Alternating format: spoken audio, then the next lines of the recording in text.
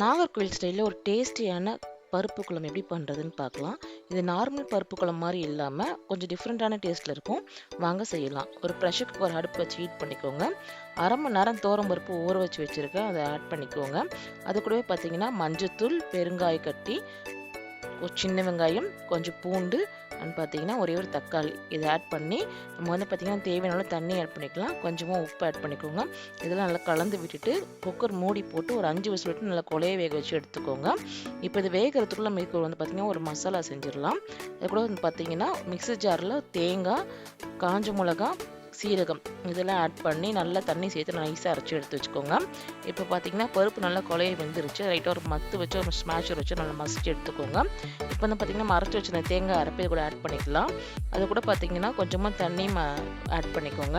இது கூட தேவையான அளவு தண்ணி ஆட் பண்ணி கொஞ்சம் உப்பு போட்டு நல்லா கொதிக்க விட்டுருங்க. இந்த பருப்பு குழம்பு வந்து பார்த்தீங்கன்னா கொஞ்சம் நல்லா திக்காகவும் இருக்கலாம், தண்ணியாகவும் வச்சுக்கலாம், நல்லாயிருக்கும். இப்போ தாளிப்பு கொடுத்துரும். தாளிப்பு கடலை, எண்ணெய், கடுகு, காஞ்ச மிளகாய், சின்ன வெங்காயம் அண்ட் பார்த்தீங்கன்னா கொஞ்சமாக கருவேப்பிலை ஆட் பண்ணி இதை தாளித்து கொட்டினா சூப்பராக டேஸ்டியாக இருக்கும்.